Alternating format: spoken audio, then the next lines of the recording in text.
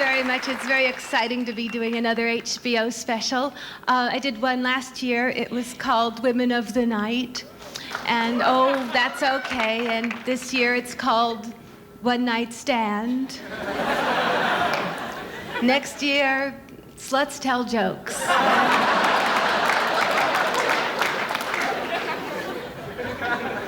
So much has happened to me since the last special, though. I got married. I know, it was scary. It's a very scary thing to get married. We didn't like the ceremony. We changed it. We didn't like for better or for worse. We liked for better or forget it.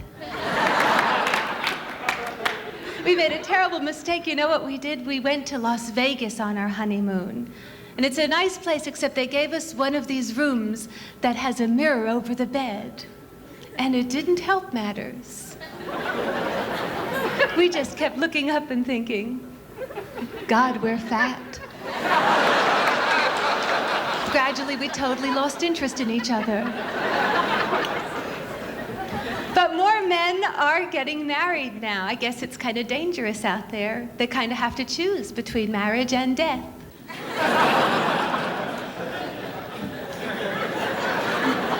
I guess they figure at least with marriage they get meals.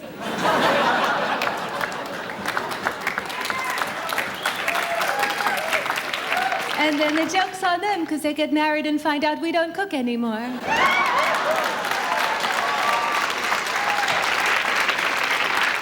I met my husband in Australia because I couldn't find a man in this hemisphere. There is a shortage. You know, they came out with that study in Newsweek last year. It said that if you're a single woman over 30, there's a less than 20% chance you'll ever get married. They should do another survey. They should find out how many women over 30 ever bought Newsweek again.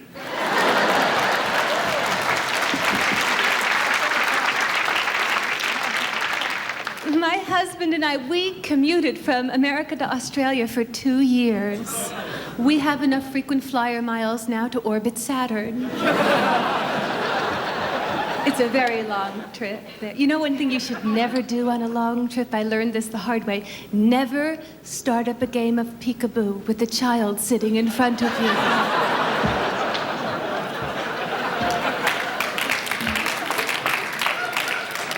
This is a game that has no ending. The kid turned around. I finally just grabbed him by the bib. I said, look, it's always going to be me.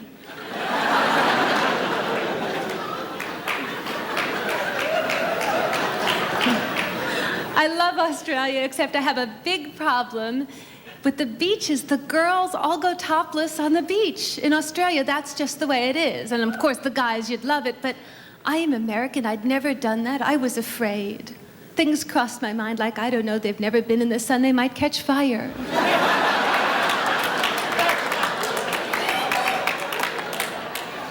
I tried it once, but I was really careful. I wore lots of sunscreen. I taped the bottles to my body.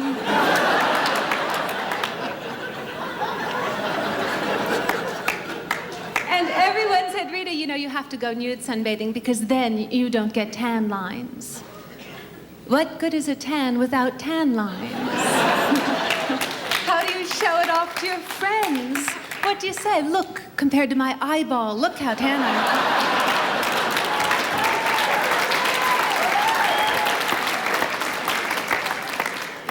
am. And too much sun is supposed to be bad for you. It's supposed to make your skin leathery and wrinkly and old.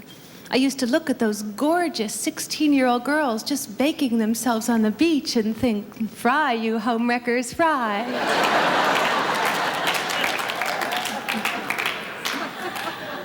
I don't like getting older, and I don't plan to grow old gracefully either. I plan to have facelifts till my ears meet.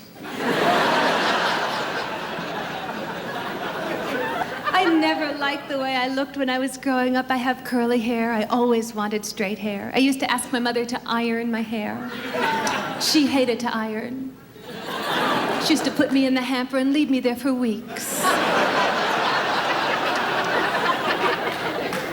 Nobody's ever happy with what they have, though. People with curly hair want straight, and people straight want curly, and bald people want everyone to be blind. I thought I was adopted when I was growing up because I don't look anything like anyone in my family. I look a little like my grandmother now because I have brown hair and blue eyes, and she has blue hair and brown eyes.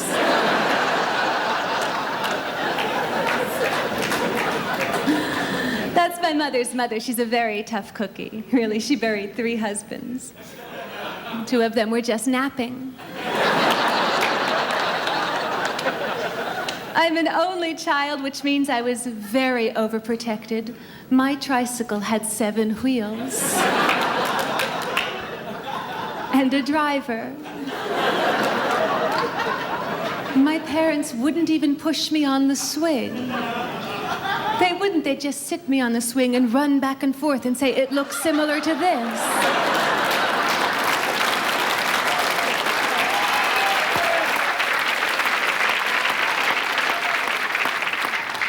High school wasn't fun for me either. It wasn't that no one asked me to the prom. It was that no one would tell me where it was. Sexually, I was very ignorant. Other kids were covering up their hickeys. I was painting mine on. Everyone said, "What does Rita have on her forehead?"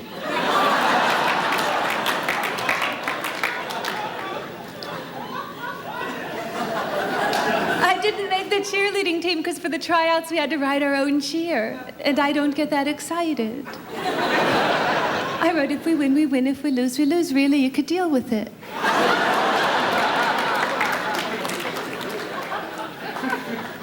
I didn't go to college. I moved to New York to be in show business, and I love New York. I had an apartment right off Central Park. I couldn't actually see the park, but if I concentrated, I could hear the screams for help. My parents worried about me, so they went out and bought me a dog for protection. You know what they bought me? They bought me a Lhasa Apso. I guess they thought my ankles were in danger. If you don't know what a Lhasa Apso is, I'll tell you, it's a very small dog with lots of hair, and it's very difficult to tell which end is which. I was very upset when I'd found out I'd been trying to teach her to sit by shoving her head to the floor.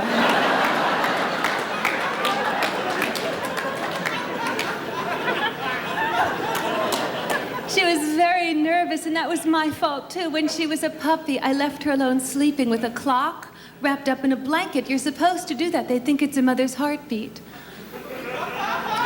I'd forgotten I set the alarm.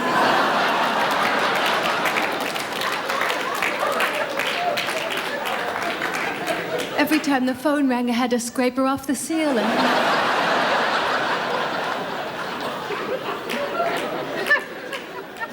You know, the smartest dogs are poodles. Poodles, and I read that they're getting smarter. Soon they're going to be able to talk. And they're going to say, "Stop cutting my hair like that."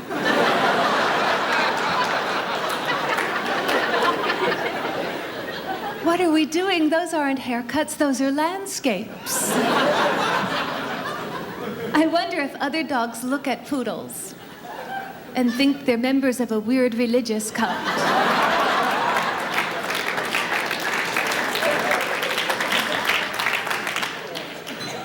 If I were to get a dog again, I would get a seeing eye dog or a guard dog or a hunting dog. You know why? Because I don't have enough time to spend at home with my dog. I'd feel guilty. I just feel better if I had a dog that was involved in a career. I had lots of careers before show business got going. They weren't very challenging. I was a stewardess for a while on a helicopter. There were about 5, 6 people tops. I would say, "Would you like something to drink?" You would? Then we're going to have to land.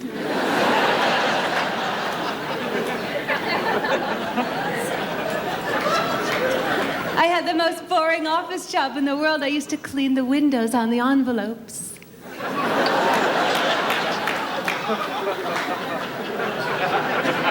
Now I work for myself, which is great, except when I call in sick, I know I'm lying.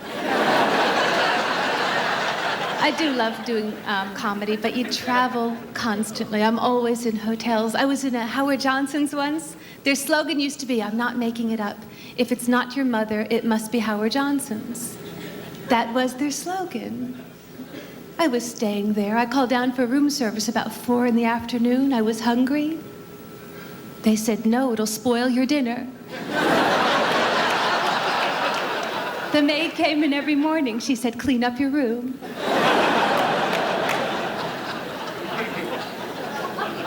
As I was checking out, the lady behind the desk said, go ahead, leave. Doesn't matter, I'll be dead in a couple weeks.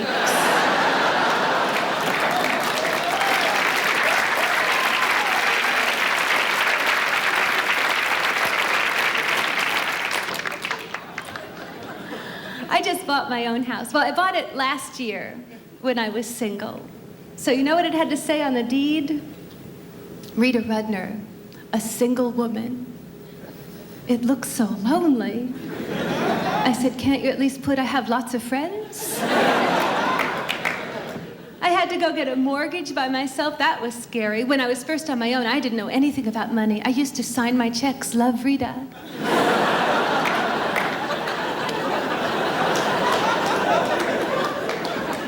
Everything gets so expensive when you buy a house. Really, my last credit card bill was so big before I opened it, I actually heard a drum roll. And I have problems with money. You know what I can never do? Ask for money back after I've loaned it to a friend, and they forget to return it. Isn't that tricky? I can never ask for it back. The most I can do is when I'm over their homes, break something of that approximate value.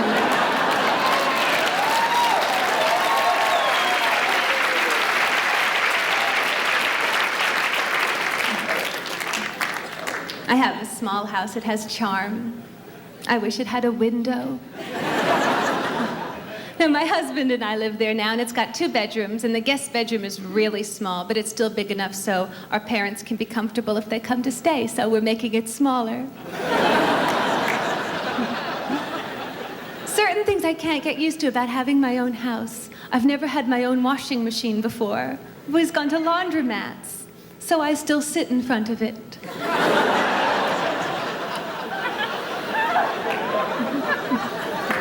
With a magazine and a gun. I've been trying to get a CD player, but I just can't bring myself to buy one until I have something in writing that says that's the last thing they're going to invent.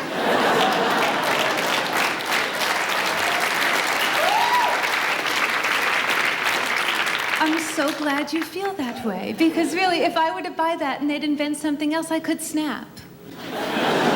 I could become one of those people who wanders the streets mumbling to themselves. In fact, that's who I think all those people are. Those are the people who bought 8-track tapes.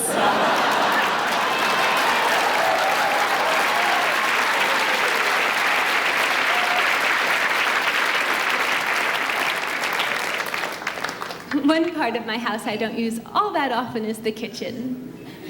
So I'm not a good cook. I take after my mother. She was the worst. She once made carrot cake. She didn't grate the carrots. She baked them whole into the cake. She even left those green things hanging out the sides. She said they're cake handles. The last thing I made was in high school. It was in home economics. I made a tuna casserole. I entered it in the science fair. I won. I combined tuna fish, cream of mushroom soup, and potato chips. I got electricity. Second prize went to a Japanese kid who made a robot who ate it.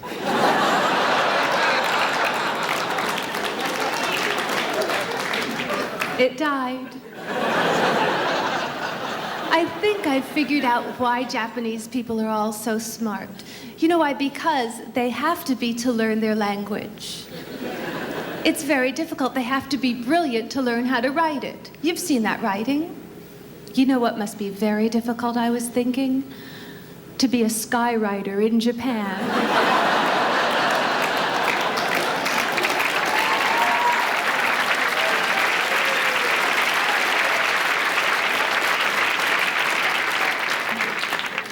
My husband cooks.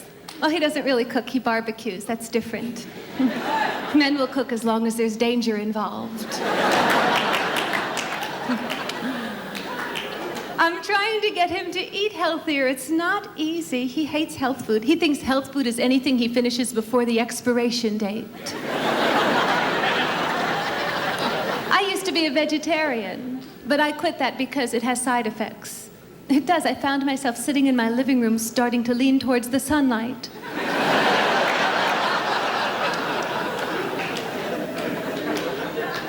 I'm always on a diet. I have little tricks, little dieting tricks to help me. Like if I order a dessert, I'll only eat half of it.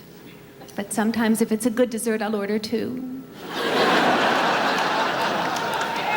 My favorite diet is wear big shoulder pads. It makes your hips look smaller.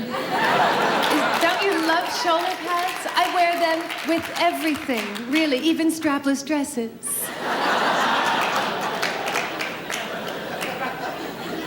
Sometimes I forget, though, and I get shoulder pad buildup.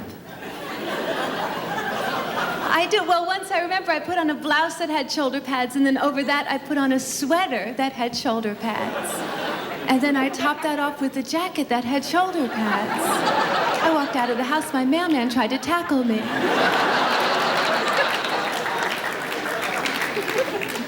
I'm a little compulsive about my weight. I weigh myself every morning. What I do is I slowly lower myself down onto the scale while hanging from the shower curtain rod. And when I reach the weight I want to be, I black out. But my last boyfriend was a workout-aholic. I mean, he was in great shape. And you know what I found? Men who are really, really physically fit are really tired.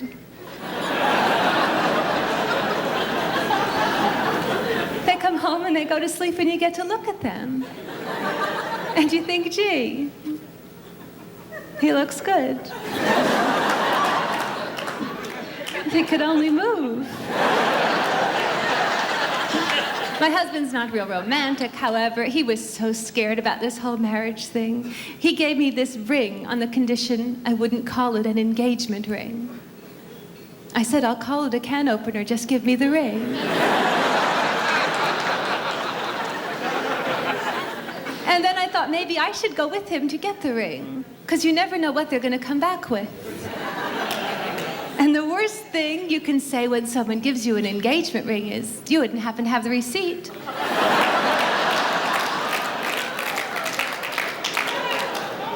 He did great, though. I love my ring. It's an antique. It makes it that much more special to me knowing that someone didn't want it anymore. I love jewelry. I just don't think you should put it in your nose. You can if you want. It's a free country. But really, once you pierce your nose, no one will ever listen to anything you have to say again.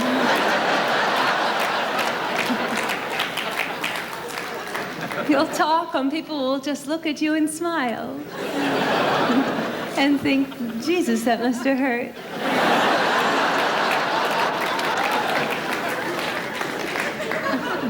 My dad was so happy I didn't marry a man who had a pierced ear. That's all he was concerned about. I think men who have a pierced ear are better prepared for marriage, really. Well, they've experienced pain and bought jewelry.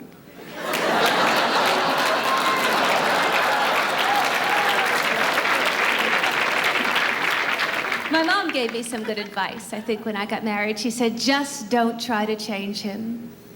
Whatever's wrong with him, use it to your best advantage. Like my dad's sleepwalk. She never tried to change it. She just started handing him the vacuum cleaner.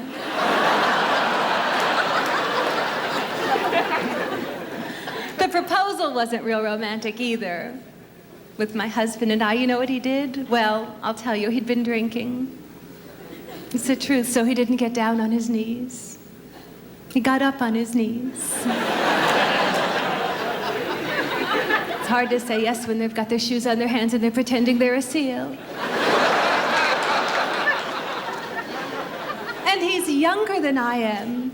I never thought that would happen, but, well, he's 2 years younger than he thinks I am.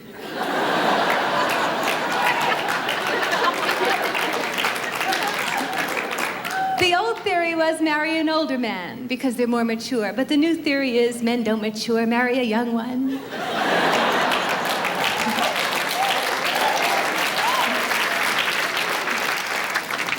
We do get along great. We have a lot of fun. The only time we argue is in the car. We argue about when to put gas in the car. He has two beliefs in life, basically. He believes in God, and he believes that when the gas gauge is on empty, he still has a quarter of a tank. He thinks the E stands for, there's still some left.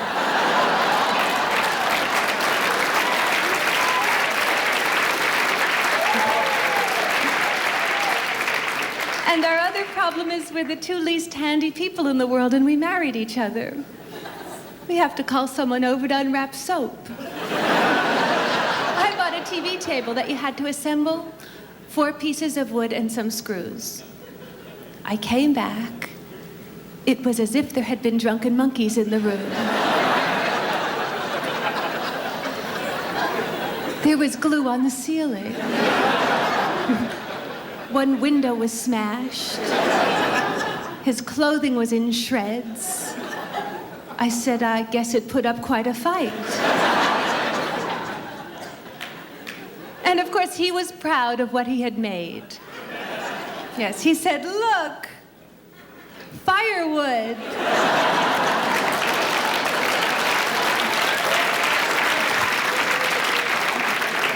But we need firewood because we have a fireplace now. All those romantic evenings we sit in front of it trying to get it lit. We can't do that either. Our neighbor's house caught fire. We went next door. We said, how did you do that? He came home with a staple gun the other day. I knew I'd be calling an ambulance shortly. But it's okay, he loves his staple gun. He staple guns everything now. There is nothing loose in our home. There are a few major changes. For instance, now we have to bring the food to the cat.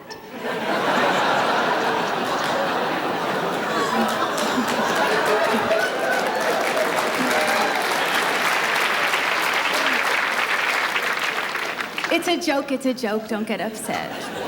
But I could say it because I don't like cats. Thank you, I think they're a waste of fur. It's just that you never know what a cat is thinking. It's usually thinking, if I could just jump on her head and ruin her life. So now I have a house and I'm married and you know what's next. I don't know if it's going to happen. I get such family pressure about children. Like my grandmother keeps asking me, when am I going to be a great-grandmother? I keep saying, I don't know. I guess as soon as you do something extraordinary.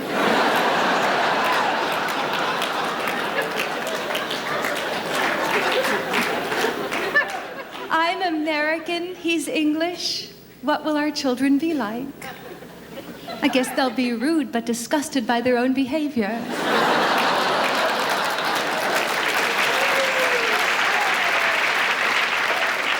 I don't think I can have natural childbirth. It hurts. And I don't know if my husband will come in with me, and do that whole bit. I asked him if he'd be in the room with me when I had a baby, and you know what he said? It would have to be a big room. And there would have to be a bar at one end.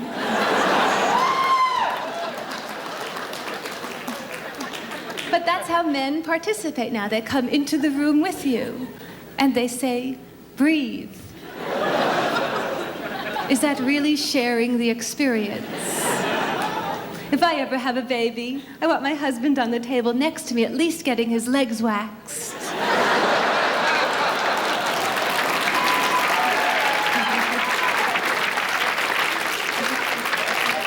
One bikini wax, he'd be dead. And our only big problem is he doesn't want to wear a wedding band. I know, so we compromised. I said it's okay, he doesn't have to wear a wedding band. He could just wear our wedding pictures on his forehead. I knew that staple gun would come in handy. Thank you very much. Good night.